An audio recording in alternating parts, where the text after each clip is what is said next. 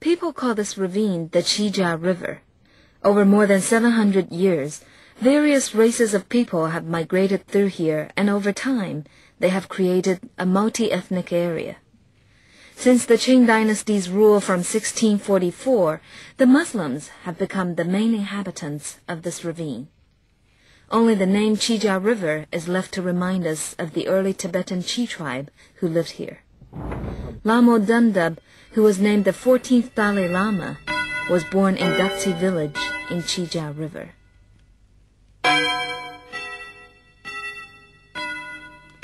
After the entire family of the 14th Dalai Lama moved to Lhasa and became renowned there, his clan removed the original small house and constructed this local-style building. In 1956, the front yard became an elementary school, the Daksi School.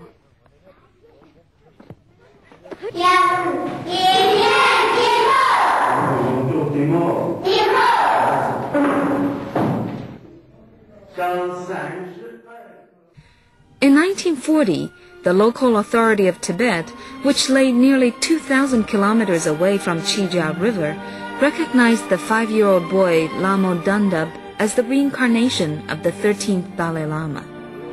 He was the son of Tibetan peasant Chicho Tsening and his wife Deji Tsening. Many believe that Chija River was a traditional Tibetan residential area. However, it's hard to tell the Tibetan residents here from other ethnic groups today, other than by their religious beliefs.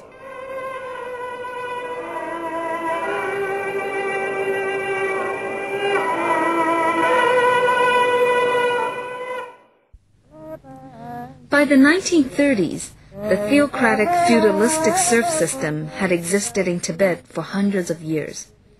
The monks and bureaucrats enjoyed absolute power and supreme status.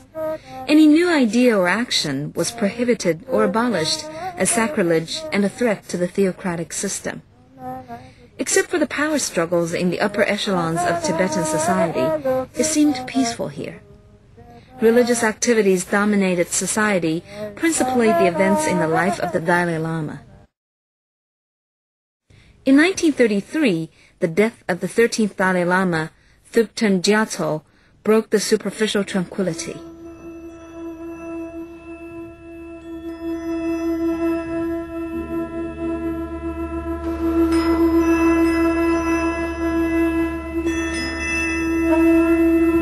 The word Dalai Lama has origins in both Mongolian and Tibetan. It means the ocean-like supreme teacher. It was a title bestowed on Sonam Gyatso, a senior monk of the Gelug branch of Tibetan Buddhism, by the chief of the Mongolian Tumo tribe under Khan in 1578. Since the Gelugs believe in reincarnation of the living Buddha, this title has been passed down to the current 14th Dalai Lama.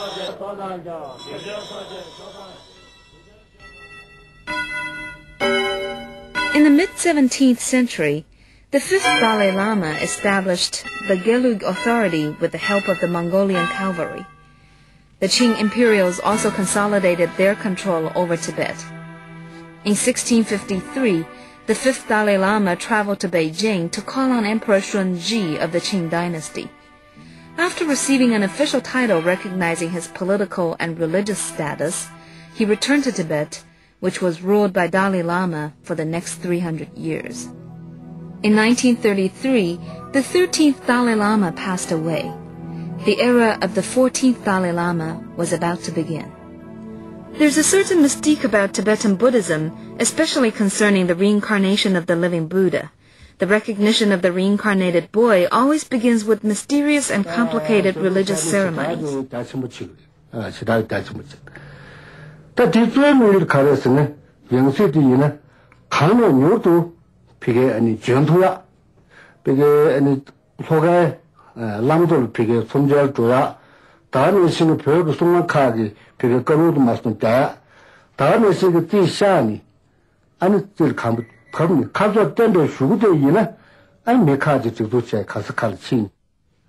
The people searching for the reincarnated boy disguised themselves as itinerant monks, pilgrims, businessmen, or even paupers. When they see the foreordained signs, they investigate more thoroughly. They ask if the child in question was born when the last Dalai Lama passed away, whether there is anything magical about him. Then they test the child with articles used by the last Dalai Lama. If he passes the test, the searchers accept him as a candidate. pero chasawi ne ani lama da pyure khal tengi chawi ne da ne singi chojong lungre chawi ne da dina nyor khal thu go re sna da ji be khal so re ani jawad te ni ba wi ju de yang ta go ji tengi chim hu du be ani da 비게 람도 마우스 현대 친제 아니 소소 간이 좋지 这个很重要。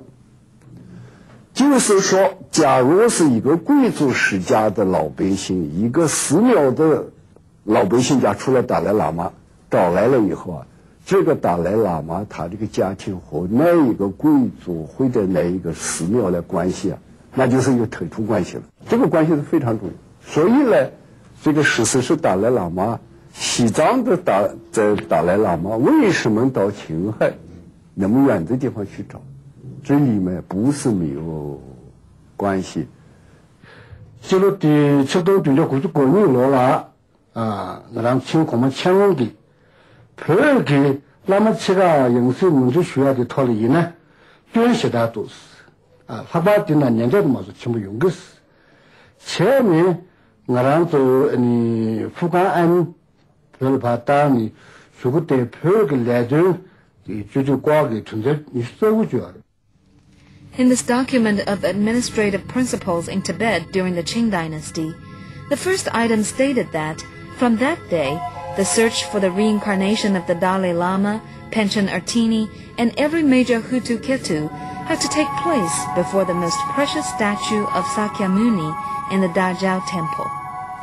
An official sent from the central government would hold the gold bottle and select the divine ivory lot so as to prevent meddling. When the searchers found Lama Dundub in Qinghai, the governor of that province was the warlord Ma Bufang. Ma Bufang considered Lama Dundub to be a citizen under his governance, and the search team couldn't just take the boy away from Qinghai. It was not until the Tibetan Kashag government petitioned the central government for assistance and privately gave the warlord 400,000 silver dollars did Lama Dundub set out on the journey to Lhasa under the protection of Ma Bufang's army.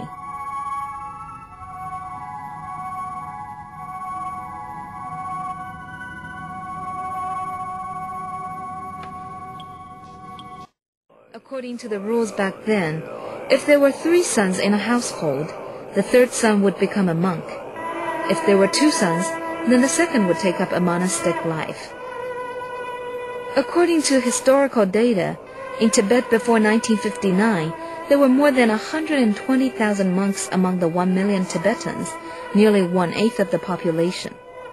The Buddhist scriptures say that monks should be provided for, so naturally, people provided the monks with food and clothing so that they could chant, pray, and conduct the various ceremonies. The income of the theocratic government under Dalai Lama's control was spent on the various religious activities.